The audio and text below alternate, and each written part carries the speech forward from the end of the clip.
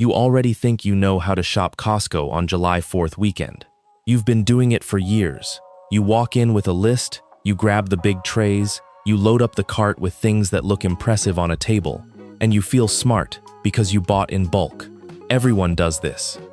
But here's the thing about Costco. The warehouse is engineered for confidence. The size of everything makes you feel like you're winning. A 5-pound tray feels like a bargain before you've looked at a single label. The July 4th end caps are designed to move product fast, not to protect your guests from 80% of their daily sodium before the potato salad even hits the table. Some of these items are genuinely excellent. Some of them are the most expensive mistakes you'll make this summer. And the best one in the entire store looks like something you'd skip. Let's go through them, one by one. No guessing, just the numbers, the comparisons, and the real answer. The Costco party platter section on July 4th weekend looks like a solution. Shrink-wrapped, color-coded, ready to go. There's a version with rolled deli meats, folded slices, little plastic cups of mustard tucked into the corners. It's around $24.99 for a mid-size option. You pick it up, you feel organized, you feel done. Here's what the packaging doesn't say. A single serving of that platter, roughly 2 ounces of the mixed deli meat component, runs between 820 and 960 milligrams of sodium. 2 ounces. That's before anyone's touched the crackers, before the cheese goes on, before the condiments. A full day's recommended sodium ceiling is 2,300 milligrams. Your guest eats a reasonable portion of that platter, and they've cleared 40% of their daily limit from one app before the first burger hits the grill. And the meat itself, that bright pink color that photographs so well under a ring light, that's not freshness. That's sodium nitrite doing what sodium nitrite does. These are processed deli cuts, the exact same ones you'd find vacuum sealed in the refrigerator aisle at 1/3 of the price per ounce, just fanned out artistically. The tray costs $24.99.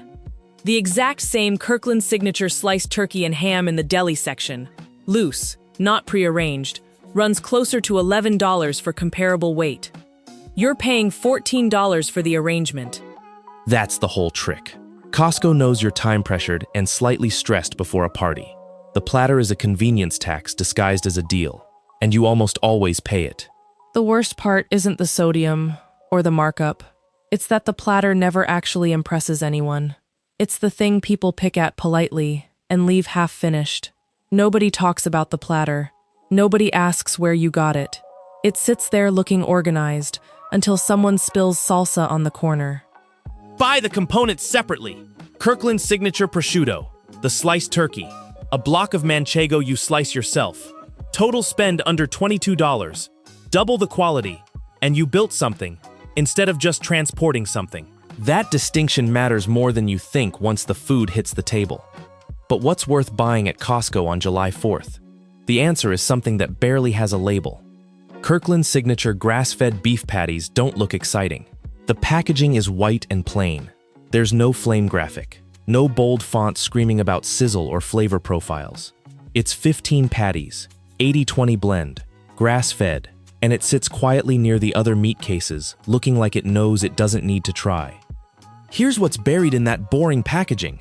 Grass-fed beef has a measurably different fat composition than conventional grain-fed. Higher concentrations of omega-3 fatty acids, a better omega-6 to omega-3 ratio, and a leaner muscle structure that behaves differently on a grill. It chars faster on the outside while holding moisture better in the center. That's not marketing. That's chemistry. At roughly $19.99 for 15 patties, you're landing at about $1.33 per burger. Find a comparable grass-fed patty at a regular grocery store, Whole Foods, Sprouts, anywhere, and you're looking at $2.80 to $4.50 per patty, depending on the brand. Costco isn't just cheaper here, it's almost offensively cheaper. And they cook clean. No excessive shrinkage, no gray foam pooling at the base of the patty, no disintegration if you flip once instead of obsessing over it. These hold their shape, they take a sear properly, and they pair with almost anything you'd put on a July 4th spread without demanding special treatment. The one unexpected detail that makes this a repeat buy every single season. The patties are individually separated with parchment paper inside the pack. You don't need to thaw the whole bag. Pull 2, leave 13. That's a detail that sounds minor until you've spent 8 minutes separating frozen burgers with a butter knife at 6 p.m. on a holiday. The next item looks just as simple, but the math is going in a completely different direction. Sparkling lemonade sounds like a July 4th essential. It's festive, it photographs well, it satisfies guests who aren't drinking, and Costco's version comes in a 24-pack that feels like responsible planning. At around $13.99, it seems like exactly the kind of bulk value the warehouse exists to offer. Pull up the label.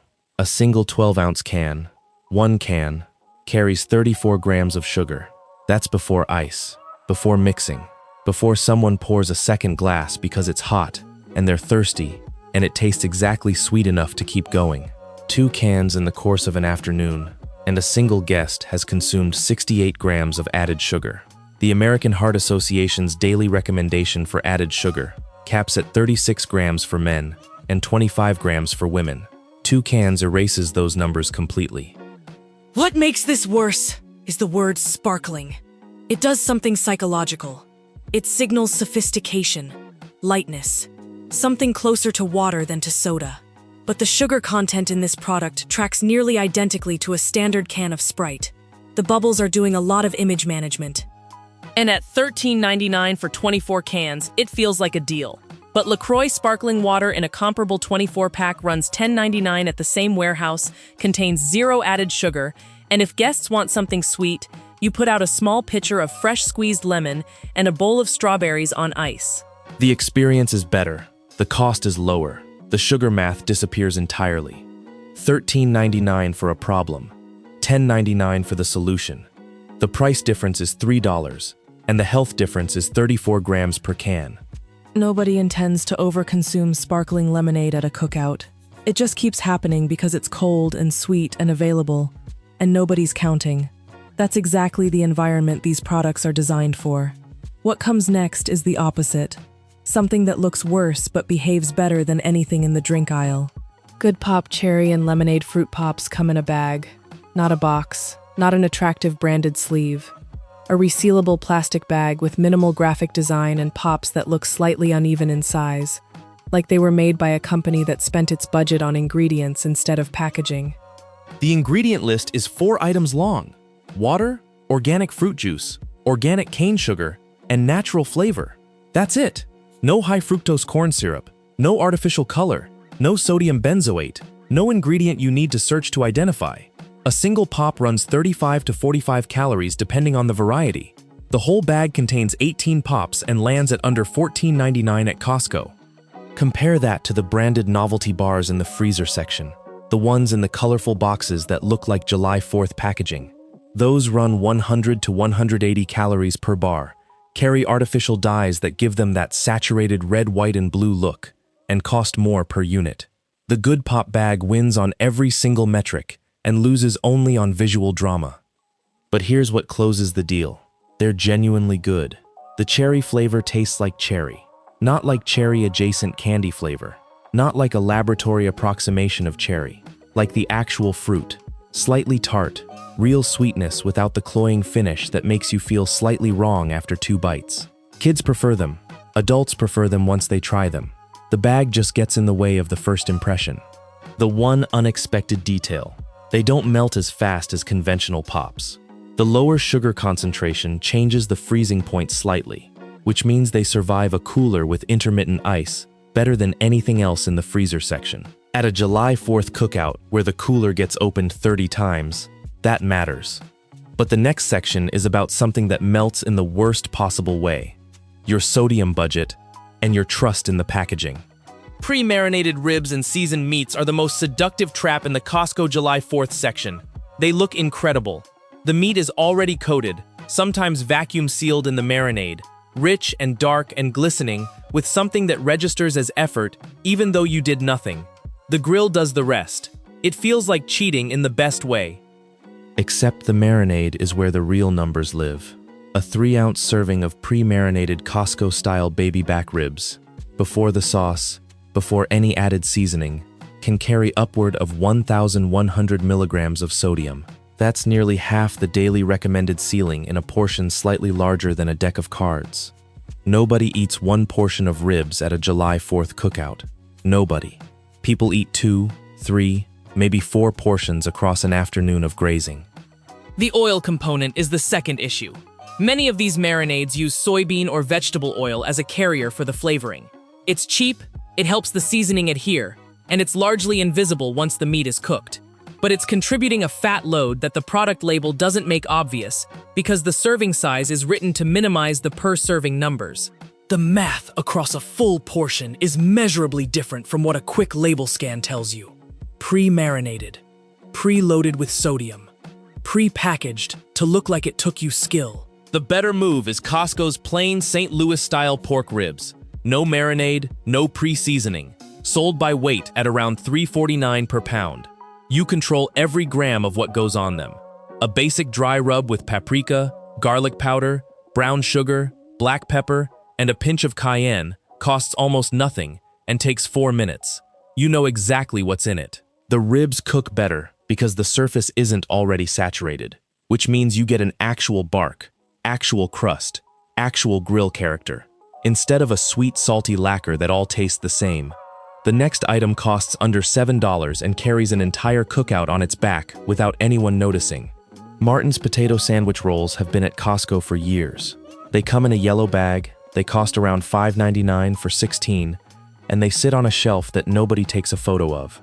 They are the most ignored essential item in the store. Potato bread has a slightly different structure than standard enriched white buns. The potato starch creates a softer, slightly denser crumb that holds moisture without going gummy, which means it doesn't disintegrate when a burger is still slightly undercooked at the center, or when someone builds the kind of stack that would collapse a standard grocery store bun inside 40 seconds. At 37.5 cents per roll, they're not trying to impress you, but every single person at the table will notice the difference between these and a generic bun. They just won't be able to name what it is. The roll doesn't fight the burger, it frames it. That's rarer than it sounds. The unexpected detail. These rolls freeze and thaw exceptionally well. You can buy 2 bags, freeze 1, and have July 4th quality buns available for every cookout through August. That's a $6 decision that pays forward for 2 months. Almost nothing else in the store offers that kind of delayed return. What comes next is the section where Costco charges you the most for doing the least. And the numbers are almost comedic. Costco's pre-assembled charcuterie and snack boxes hit the July 4th end caps at around $29.99 to $34.99, depending on size and season. They come in clear plastic clamshells, they're beautifully arranged, and they contain a predictable lineup: some cured meats, a few varieties of cheese, crackers, maybe dried fruit, maybe a small chocolate component. Let's run the actual math.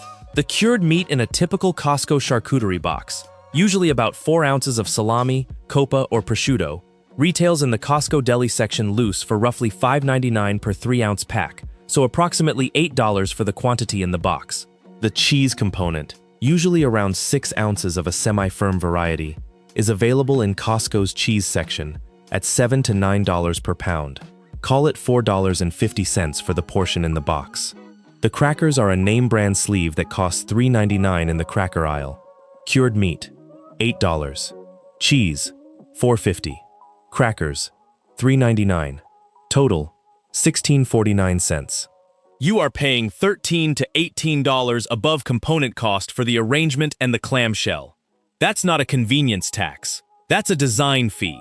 And unlike the party platter, where you might argue that some people genuinely don't have time to assemble, a charcuterie board takes 6 minutes to put together and looks significantly better when you do it yourself because you can choose the proportions. Buy the components. Use a wooden cutting board you already own, and spend the $13 you saved on a good Kirkland Signature aged Gouda or a wedge of Manchego that would have made the box significantly more interesting than whoever assembled it decided to make it. Your board will look better, your guests will ask more questions, and the math is simply not a debate. What comes last is the item that started this whole list, and it's the one that looks like it shouldn't win anything. Here's the thing about Costco July 4th shopping that nobody tells you going in. The items with the most visual confidence are almost always the ones hiding the worst numbers. The platters, the pre-marinated meats, the sparkling lemonade. All of them dress for the occasion. All of them perform for the cart, not for the table. Kirkland's signature beef dinner franks cost $13.99 for 14 links. That's roughly $1 per hot dog. They contain beef, water, salt, and a short list of spices. No mechanically separated anything. No soy protein filler. No unpronounceable binders. The sodium per frank runs around 460 milligrams. Meaningful, but this is a hot dog, and that number is honest. They grill with a snap. The casing holds, splits cleanly when you bite through it, and the inside stays juicy because the fat content is distributed properly through the grind, rather than being pumped in as a coating. This is the difference between a hot dog that's cooked and a hot dog that's experienced. The distinction sounds dramatic until you eat one next to a budget frank, and the comparison becomes immediate. At July 4th prices across the country in 2026, a comparable quality beef frank at a standard grocery store runs $1.80 to $2.40 per link. Costco's version undercuts the market by 45 to 55% without compromising on anything that matters. That's not a deal you find very often in a category where most of the savings come from quietly downgrading the ingredients. The unexpected detail that makes this a repeat every single season. They finish beautifully on a charcoal grill. The higher fat content creates small flare-ups that char the exterior in irregular, unpredictable patterns. The exact aesthetic that a perfectly uniform gas grill can't replicate. You didn't plan it. You didn't engineer it. The frank just did it. That's the kind of thing that makes people ask which brand you used. And the answer? Kirkland. $14 for 14. Lands with a quiet satisfaction that no $30 charcuterie box ever delivers. Here's what the whole list teaches you, if you're paying attention. The items at Costco that win are almost never the ones that look ready. The platter that looked done wasn't. The marinated ribs that looked seasoned were over-salted before you touched them. The sparkling lemonade that looked refreshing was a sugar delivery system in festive packaging. The grass-fed patty in the plain white package. The potato rolls in the yellow bag. The fruit pops in the resealable pouch that looks like it belongs in a school cafeteria freezer. These items don't need to dress up because they're not compensating for anything. They're just good. And Costco prices them accordingly because they know a certain kind of shopper will walk right past them on the way to the thing that looks impressive. Next time you're in that warehouse before a holiday, try this. Look for the item that seems too simple to be interesting. Read the label. Run the unit math. Check what the equivalent costs one store over. 9 times out of 10, the plain packaging is the one that survives the table, empties the plate, and gets requested by name the following year. The ugliest bag wins. The plainest patty wins. The $14 frank that looks like a staple Wins everything.